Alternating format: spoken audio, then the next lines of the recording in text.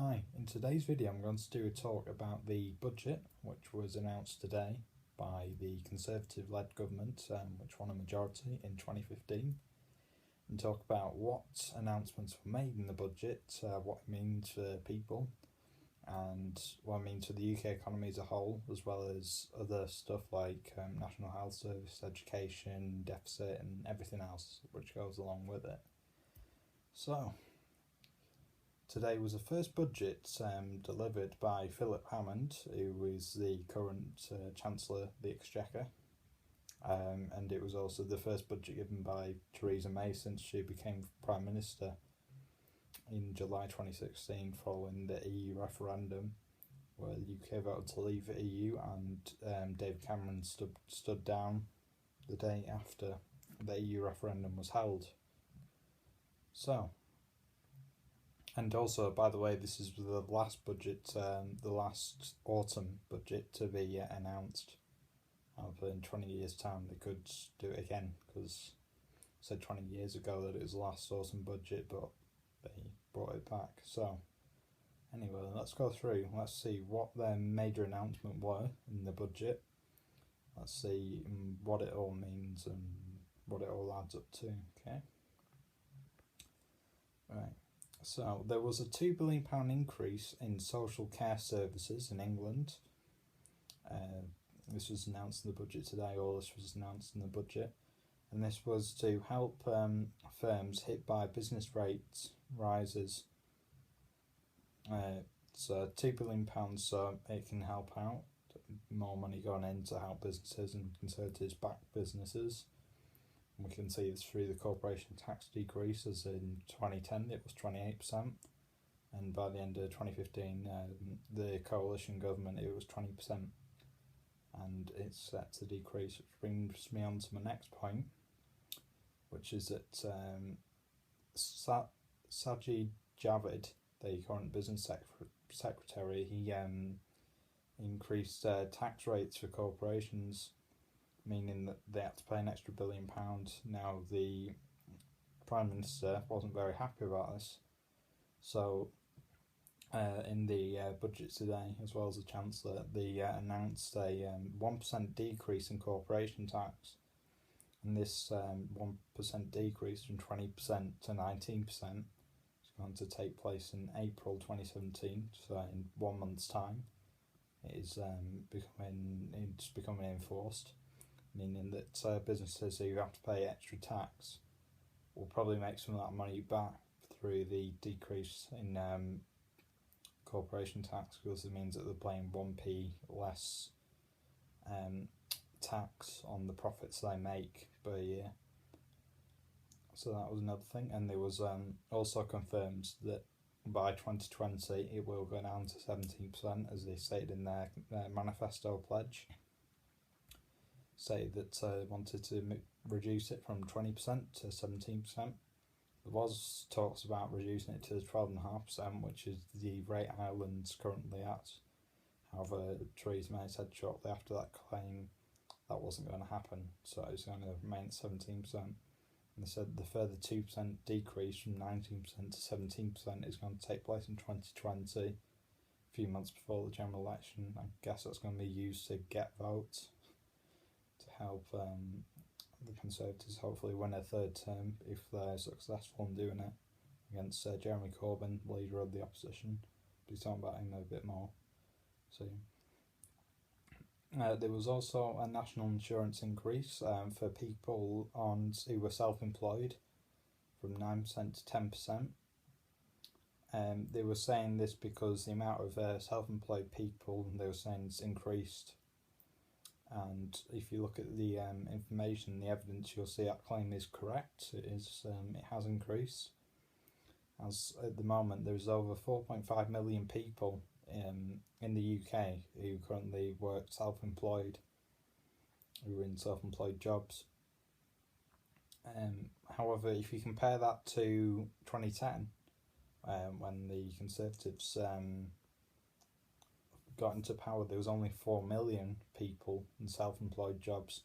So you can see that, as they said in their budget, the amount of people self-employed has increased by over 500,000 people So over 500,000 more people are now in self-employed jobs than in full-time jobs. So they were saying that. So they were saying that the self-employed people should pay more national insurance because they pay less than people who are full-time workers. So they've said that.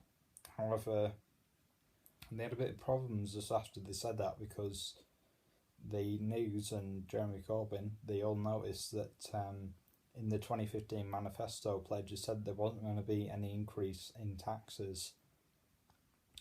So this national insurance rise from 9% to 10% is a controversial thing. We'll see in the next few months, see if it Conservatives don't get much fire from it, or if they do get a lot of fire from it by the media, because they've gone against one of their manifesto pledges, as they said that there wasn't going to be any tax increases. However, clearly there has been a tax increase now. So we'll see how that pans out in the next few months, but that's another thing which took place, which is quite interesting. A lot of people were already criticising it, lots of people who are self-employed, saying we don't want to pay more tax. So when that happened. And then in April 2019, the national insurance rate will also increase to 10% to 11%. So I mean that it will raise by 2% in the next 2 years, basically, for people. So that's what they stated. And again, that's a tax increase, which they said they weren't going to do, but they have done it. So that's controversial. Economic growth, which is the main thing for any economy in the world, that should be the absolute priority. They've actually upgraded economic growth for this year. The Bank of England, led by Mark Carney, he's the current chairman of the Bank of England. They originally said after we voted to leave the EU that there's going to be a decrease in economic growth. It was going to decrease from its current rate, which was around 2.2%, I believe, in 2016 it was.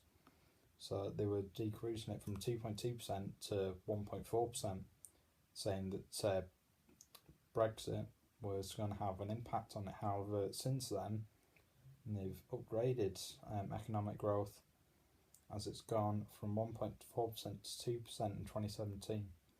However, in 2018 they said that it's going to slow down economic growth up to 1.6%. It's going to continue to slow down until 2021, where it's going to increase to 2%.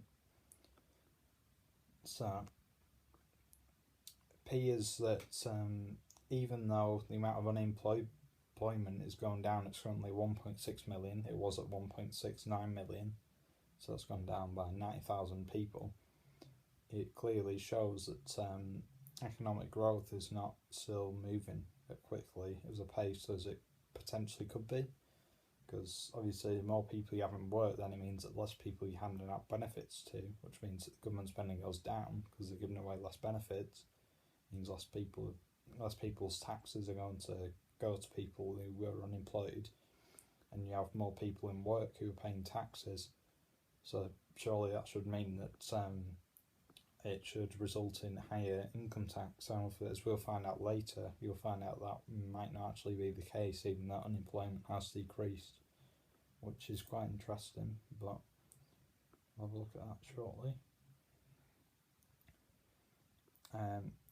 Chancellor Philip Hammond, he also said the deficit is too high and productivity is stubbornly low, which was his words. Other spending increases he announced a £300 million increase in discretionary funds to be used by councils to help badly hit companies, as well as a £50 per month cap on increase for firms facing a loss of small business relief. So you can see there again, they're back in business, obviously helping out businesses in times of Brexit, because they're saying there's still a lot of uncertainty in the UK economy, so they want to make sure that businesses are still secure and they're still willing to invest in the UK, as well as external businesses also wanting to look at the UK as potentially a place to invest money into if they feel like the UK economy is doing well, performing well, and they'll invest their money in the UK. And Conservatives are making sure that the economy is still safe in times of potential uncertainty. They've also helped out pubs as well, which is quite interesting. 90% of pubs will be given a £1,000 business rates discount, meaning that pubs will be better off. So 90% of pubs, that's a very large portion of them, will be helped out in terms of this. I mean, that's a good thing because it keeps people working in pubs who do it either as a part-time or full-time job, maybe running the pub as a manager or as a worker means that's a good thing. So lots of people will benefit, some will not benefit, but obviously 90% is a lot more than 10%, so a lot of people will be better off that way. The biggest money raising measure was company directors and shareholders can receive from businesses without having to pay taxes from £5,000 to £2,000. So money raising measure, so that means that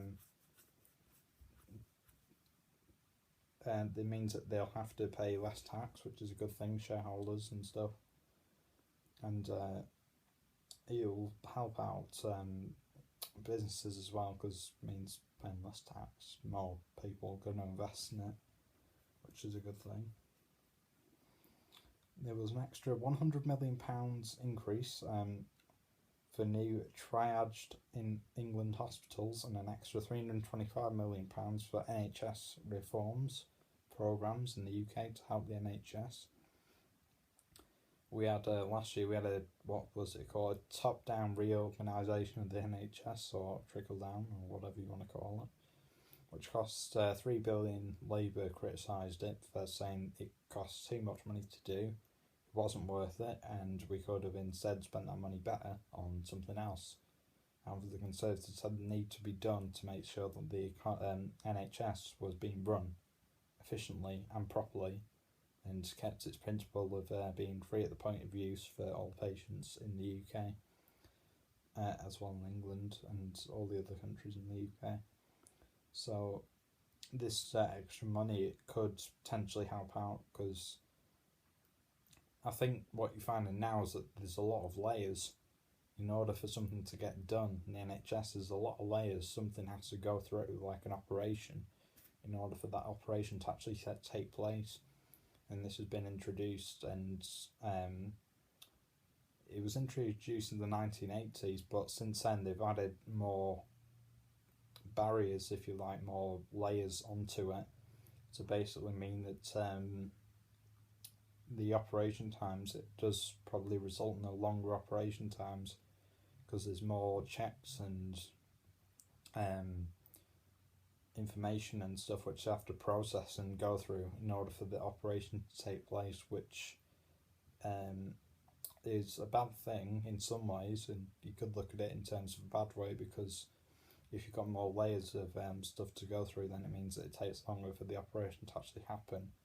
However, in other ways you could view it as being a good thing, because then it means that you're probably more likely to be secure. However, there is a £1 billion fund in the NHS, which basically means that people who have an operation but something goes wrong as a misinformation, or information which is put down on an NHS database, but something ended up going wrong and they ended up getting the wrong patient, performing the wrong operation, that can lead to consequences, and that means that that person who has the operation which goes wrong, they get compensation for their money, and that costs £1 billion in the NHS, which is quite a lot of money. That's how much it costs the NHS overall per year. So if this reforms take place, then it could mean in less money for these people who end up having these operations which goes wrong at some point. So it could help to reduce that £1 billion problem we have with lack of communication, basically. NHS, it could potentially help out that, as well as other things. There's also an extra £5 million to help people returning to work after cancer. So people get cancer, it's quite a common thing. In the UK, we have Cancer Research UK, working in the UK to help find a cure for cancer and all the problems. And £5 million could be used to help people go to work after suffering from a cancer condition. So that is a good thing, because then it means that if people suffer from an injury, maybe a life-threatening injury or whatever, then it can mean for people to go back to work. It's more encouraging. So, and that's what you've got to do, really. I think, in my opinion, you've got to create incentives for people to go from not just unemployed to work, but also from getting an injury, a life-threatening injury, and then saying to yourself, after you've received that injury, saying to yourself, I do want to go back to work because I don't want to spend the rest of my life on a wheelchair or something like that. You've got to create incentives for people to go back to work, because that helps out the UK in a lot of ways, because it helps generate extra money, extra revenue, which is all the stuff a country needs, any country, to help keep it going, because money is the main thing for any country. As more money you have, the more money you can spend, and the better things should get, in theory. So that's one thing. They've also announced a £90 million increase and a £23 million increase for the Midlands, £23 million increase for Midlands, £90 million for the north of England. For transport, this is to help areas where transport is bad, areas where there's high amounts of traffic congestion, resulting in too many cars on the road and not enough the road capacity filling up too quickly for the cars to flow through quicker. So they've announced an extra £110 million in north of England and Midlands, 113 I should say, to help traffic congestion, lower traffic congestion and keep traffic moving through cities, to help keep things going. That can also help out business as well, because if you have business investments, you don't want to be stuck in a traffic congestion and you got to go to a meeting which is taking place in 10 minutes, because then you're probably going to miss your meeting, and that could affect investment. Or it could be for anything really, jobs as well. If you have a job interview, or you're trying to get to a job where you work there and there's traffic congestion, that can cause problems, because then you're not going to get to work if there's a big queue of traffic, or go to your interview or anything. So they're trying to help out there on different stuff, which can all help out. There was an extra £20 million of support campaign against violence against women and girls in the UK. This was announced. It was announced a few weeks ago, but they also announced in the budget to help women and girls to get violence, raped or anything like that, anything serious which happens to them, to help them come out the other side, if you like, and become a stronger person, and say, understand the risks, and help them, support them after that happens. An extra 20 million for that, and an extra 270 million for maintenance of existing schools. So if there's schools which are run down or got problems, like the building's falling apart somewhere, then they've put aside extra money for that to help schools keep the upkeep of and maintain the upkeep of their schools, to help them achieve well and maintain their stuff. Extending free transport to all free schools, meals. Extending free transport, so making sure that transport from one place to another is free at the point of use. So, people are better off, because then if you have cheap transport, means people will be better off. If you get lots of people who use a bus regularly, And you reduce bus prices means they've got more money to spend because of the reduction in bus transport costs. It means people are better off that way if they decrease their prices. There's going to be free school meals for pupils attending selective schools.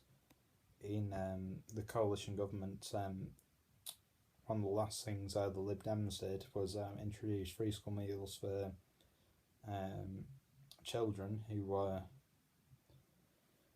in primary school, I believe it was, and to help them out, so making sure that every child had a free school meal, so everyone was, all children were receiving at least one meal a day. This was their plan to reduce poverty in the UK. That's a different debate altogether, which I'll go into another time.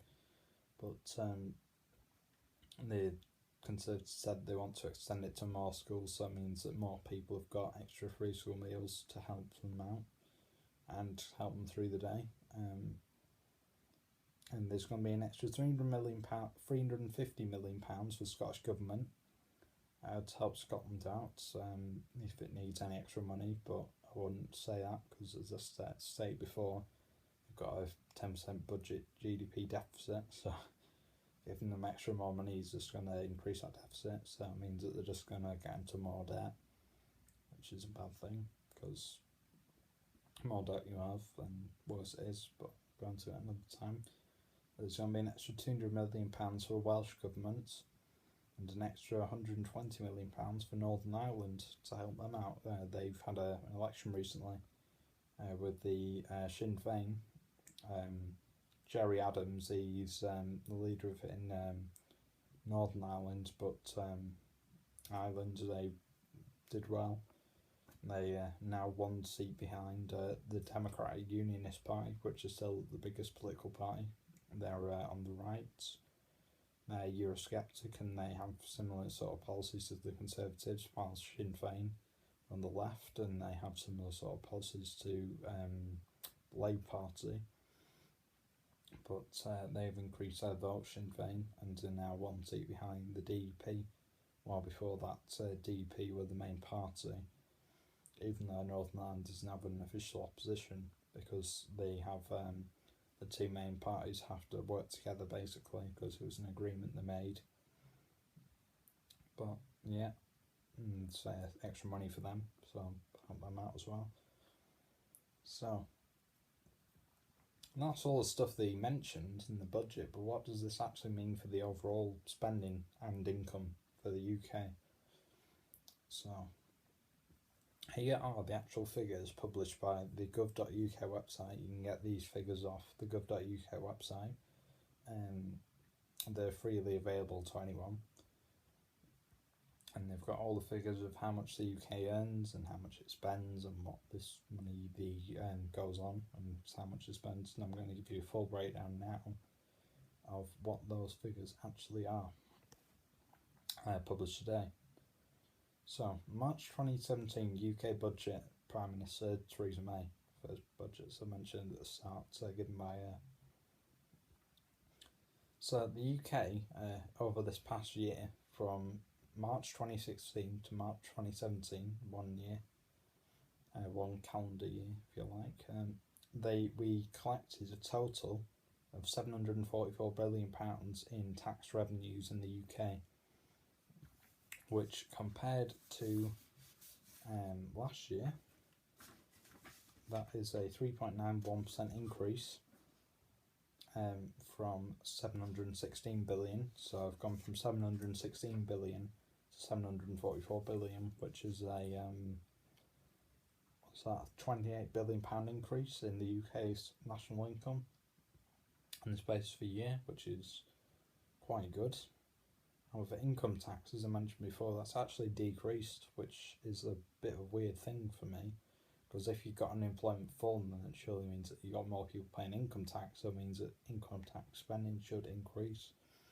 However, this is not actually the case, as income tax income from income tax was £175 billion in March 2017, which is a 3.85% decrease compared to last year, as income tax last year was £182 billion per year.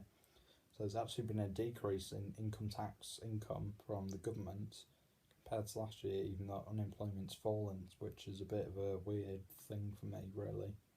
But we'll have to see why that is. I don't really know why. It doesn't seem to make much sense to me, that, but there you go.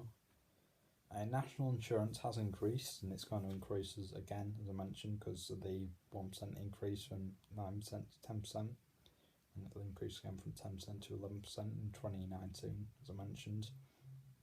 That's increased to £130 billion this year, up from £126 billion in 2016, March 2016. That's a £4 billion increase. Excise duties are the same this year in the budget compared to last year.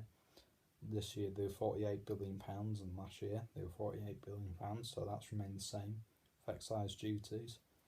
Corporation tax, which is another weird thing, that's increased massively.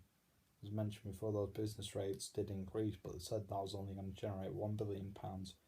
However, if you look at the actual figures, it's increased by quite a bit more. As corporation tax is now £52 billion per year this year. Last year they were £43 billion, so that means that corporation tax has increased by £9 billion in the space of a year, which is a weird thing, because I can understand if you've got more businesses, because if you've got more businesses and they're paying and they're making more money, then they're paying more taxes on their profits, especially if you have a lot more businesses going from a small business to a medium-sized business, or maybe even a large business. And then that can also result in a higher corporation tax rates, because then they're paying more stuff. But this £9 billion increase doesn't make a lot of sense to me, because I don't know, it just seems too much. Like, I can understand if you've got a lot of businesses going from small to medium size, but still seems quite a big jump. VAT's increased from £143 billion this year, while last year it was £138 billion. So there's been a £5 billion increase in VAT.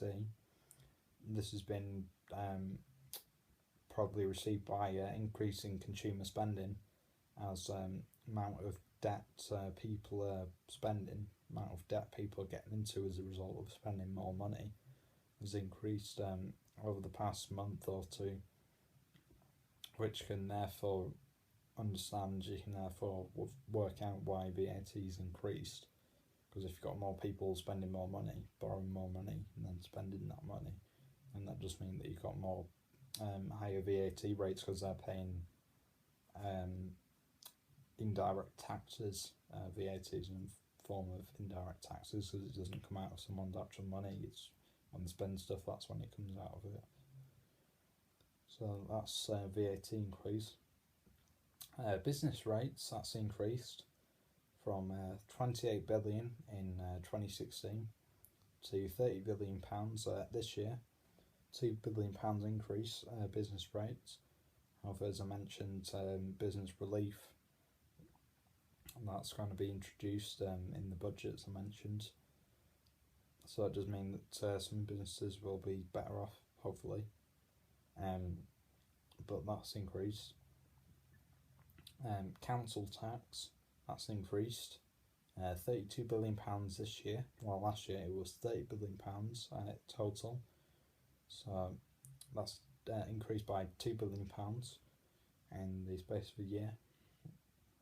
And other taxes, other non-tax forms of taxation, but are not specified in the list I've already given, that's increased by £14 billion, going from £120 billion in 2016 to £134 billion in 2017. That's a £14 billion increase in income from other, from 120 to 134.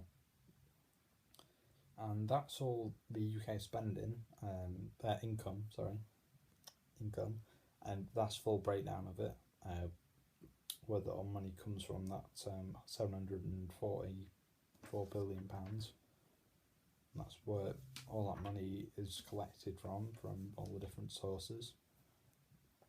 And we'll now go on to spending, which is quite interesting as well. So in this year, March 2017, the UK spent a total of £802 billion, which is the largest amount of money a government is spending in the space of 1 year. And that's an increase of £30 billion from 2016. So in 2016 we were spending £772 billion, it's now increased to £802 billion. Another thing to add out as well is that income's increased by £28 billion in the space of a year. However, spending increased by £30 billion per year, meaning you've got a budget deficit there of £2 billion because the amount of money we've spent has increased £2 billion more compared to income, which increases our budget deficit, as I'll mention shortly. So a breakdown of spending in the UK is as follows. So in this year we're spending £48 billion a year on defence now. That's a £2 billion increase from last year, which was £46 billion. Education, spending in education, that's remained the same. It was £102 billion last year, and it's £102 billion this year, meaning it's remained the same rate as it has. Transport has increased quite heavily. This year it's £37 billion a year on transport. On last year it was £29 billion, so there's been an £8 billion increase in transport spending this year compared to last year. So that's one thing to add out. Public order and safety, that's remained the same this year compared to last year. Public order and safety was £34 billion this year, and last year it was £34 billion, remained the same.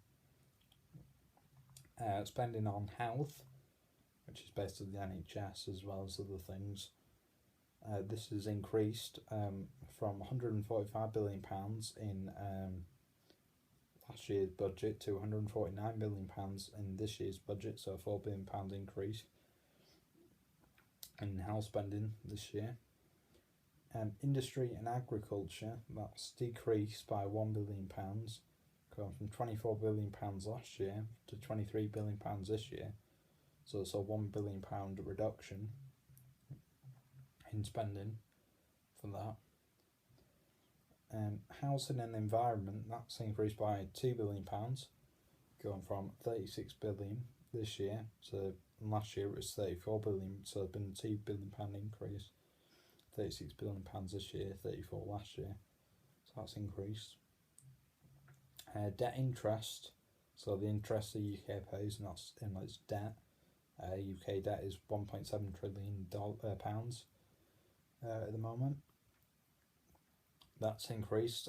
It's now £46 billion for debt interest this year, compared to last year it was 39 billion pounds. £46 billion this year, £39 billion last year, sorry. So that's a £7 billion increase in debt interest. Personal social services, that's increased by £2 billion, going from £30 billion last year to £32 billion this year, so a £2 billion increase there. Social protection, which has increased massively, I say massively, it hasn't, but it's the biggest spending in terms of the UK's spending outgoings. That's increased by £5 billion, going from £240 billion last year to £245 billion this year. And that's the biggest spending factor the UK has per year, is on social protection. And other forms of spending, that's increased. by £1 billion, from £49 billion last year to £50 billion this year. And overall UK borrowing has increased by £2 billion, going from a budget deficit of £56 billion last year to a budget deficit of £58 billion this year. So, they are all the information on the UK economy and the UK budget, which was published today compared to last year, and all the other information given on it. So, it's quite interesting about the budget deficit, seeing that it's increased, because I would have hoped it was going to decrease, but it hasn't.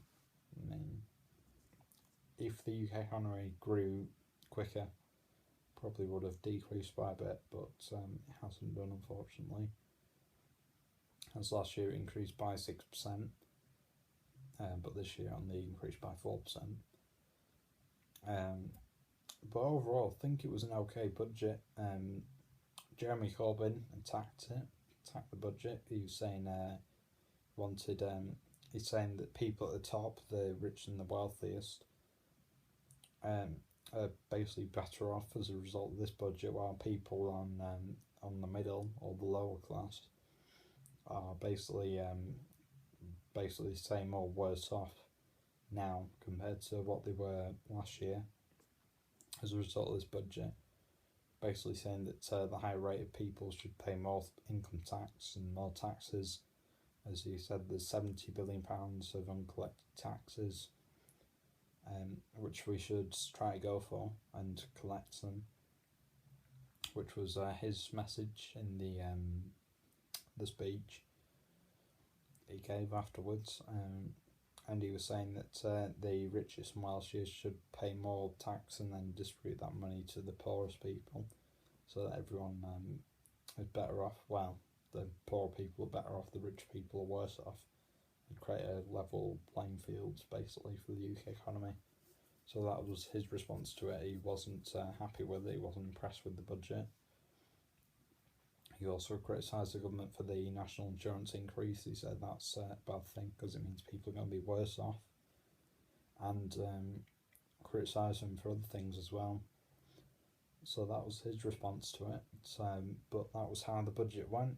So that was all the information I could find on it. So I hope you enjoyed the video. Don't forget to like, comment, subscribe for more videos in the future. I apologise I haven't been doing videos as much as I used to do.